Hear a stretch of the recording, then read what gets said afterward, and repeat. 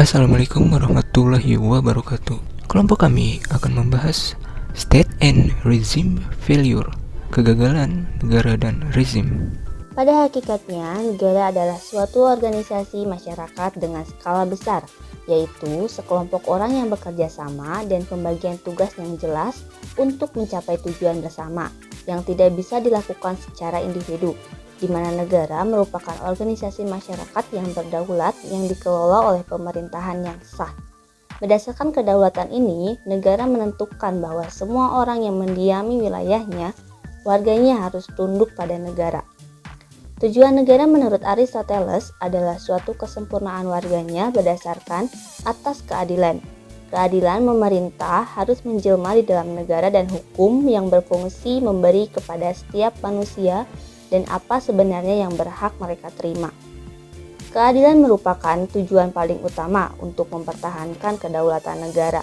Misalnya, dalam negara demokrasi seperti Indonesia, keadilan dapat diimplementasikan pada kesejahteraan dan kemakmuran rakyatnya secara merata, agar tak ada kesenjangan dan kecemburuan sosial yang menyebabkan konflik dalam masyarakat.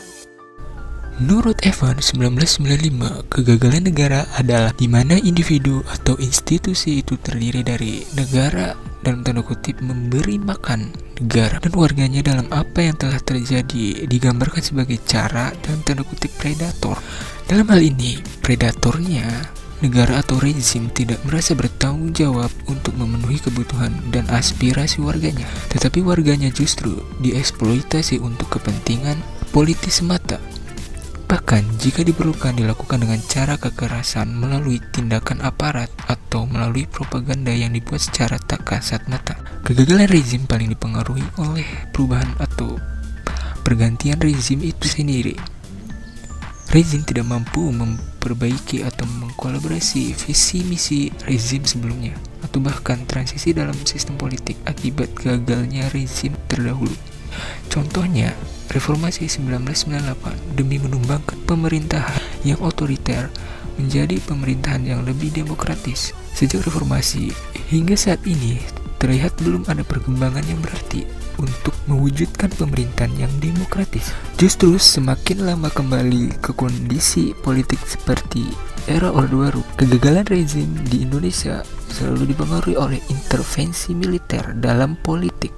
Sejak era Orde Baru, intervensi politik dilakukan oleh TNI, namun hasil reformasi dui fungsi ABRI ini tidak hilang akibat undang-undang yang tidak tegas memposisikan peran militer dalam negara. Bahkan saat ini, dari kalangan polisi yang mendominasi dunia perpolitikan di Indonesia, mereka menduduki jabatan strategis, bahkan lembaga independen sekalipun seperti Ketua KPK.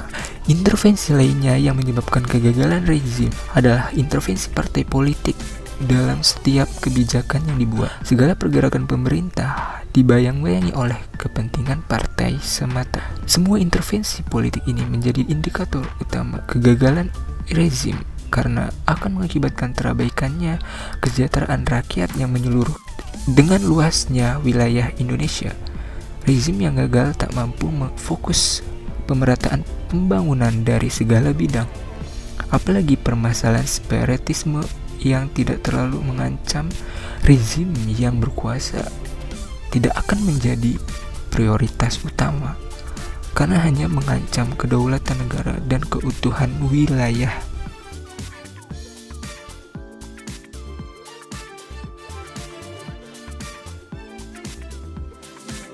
A. Kegagalan negara dan rezim. Kegagalan negara mencerminkan berbagai keadaan politik di mana tempat negara berhenti berfungsi. Salah satunya, keruntuhan lembaga negara atau birokrasi. Namun, kegagalan rezim juga bisa mengubah atau titik transisi ke jenis rezim yang lain. Menurut Indeks Negara, negara yang gagal kebijakan luar negerinya, terdapat kriteria kegagalan negara yang bisa diukur dengan penurunan ekonomi yang drastis, perkembangan yang tidak merata, serta keluhan kelompok atau tekanan demografis yang ekstrim. Ada 3 contoh dari kegagalan negara dan rezim. Yang pertama, disorganisasi dan malfungsi. Inkoherensi internal dan kurangnya sentralitas organisasi atas wilayah yang diklaim negara pada umumnya dianggap sebagai kegagalan negara. Yang kedua, kegagalan negara mungkin mencerminkan berbagai keadaan politik. Yang paling dasar adalah tempat negara berhenti berfungsi, di mana tidak ada yang terpusat atau supremasi hukum yang relatif terkonsisten dan di mana kedaulatan negara tidak lagi ada atau secara luas tidak dapat ditegakkan. Kegagalan negara mungkin juga menyiratkan keruntuhan lembaga negara, khususnya birokrasi. Tetapi ada juga pasukan keamanan atau lembaga lain yang mengakibatkan berakhirnya fungsi negara. Yang ketiga, kegagalan negara bisa diukur dengan pertimbangan tekanan demografis yang ekstrim. Pengungsi dan orang-orang terlantar, keluhan kelompok, pelarian manusia, pembangunan yang tidak merata, penurunan ekonomi yang dramatis, delegitimasi negara, layanan publik terbatas kapasitas wakil, pencabutan hak asasi manusia secara kasar, keamanan yang tidak dapat dipertanggungjawabkan aparat, elit yang terpecah secara serius, atau intervensi eksternal. B. Perubahan rezim. Waktu yang rentan untuk tatanan politik yang hasilnya dari berbagai variabel. Perubahan rezim cenderung mencerminkan salah satu dua dari paradigma politik. Pembahasan perubahan rezim ini ialah perubahan dari demokratis liberal menjadi otoriter, dari otoriter menjadi liberal demokratis. Dalam hal ini, tidak semua perubahan rezim mengarah pada demokrasi. Beberapa hanya berubah dari satu rezim otoriter, sementara yang lain berubah dari model demokrasi menjadi otoriter. Ada 4 contoh dari perubahan rezim. Yang pertama, pemilu demokratis tidak selalu menjamin kelanjutan proses yang kejam.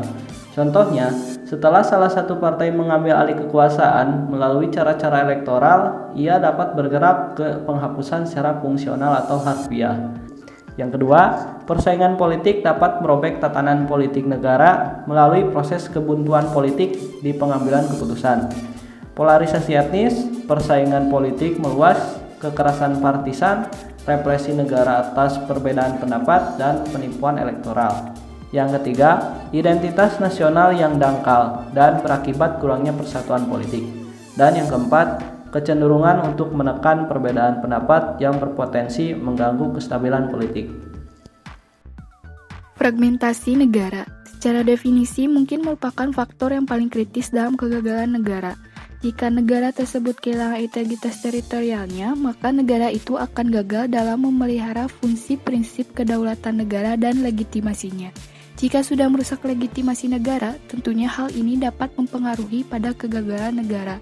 Contohnya, pemisahan geografi historis juga merupakan faktor kunci dalam identitas nasional, sebagai penanda suatu budaya atau pandangan kata yang mendalam. Agama memiliki kapasitas untuk menyejajarkan bentuk-bentuk identitas terikat lainnya, khususnya dari bangsa, atau secara fungsional menjadi bagian dari identitas politik yang terikat tersebut. Pembagian horizontal yang lebih konvensional berdasarkan ekonomi dan pendidikan. Selanjutnya ialah peran militer. Peran militer dalam kegagalan dan fragmentasi negara masih diperdebatkan, terutama karena adanya perbedaan pemahaman tentang militer. Dalam pandangan umum bahwa militer dapat secara sah memainkan peran dalam koalisi, sehingga dapat memastikan bahwa ancaman terhadap negara dari luar dan dalam dapat ditekan.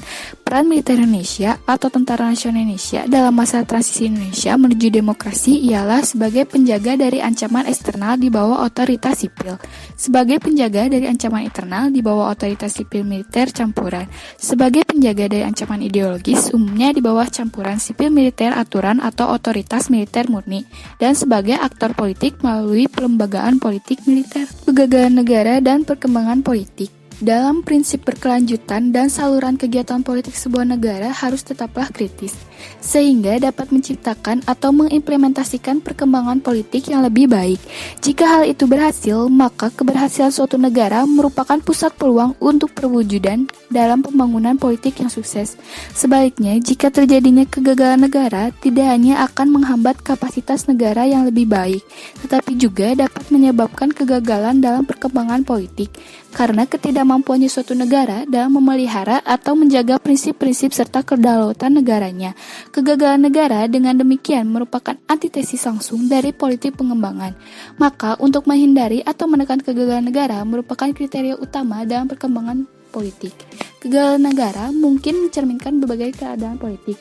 Yang paling dasar ialah tempat negara berhenti berfungsi, di mana tidak ada lagi yang terpusat atau supremasi hukum yang relatif konsisten, dan di mana kedaulatan negara tidak lagi ada atau secara luas tidak dapat ditegakkan lagi.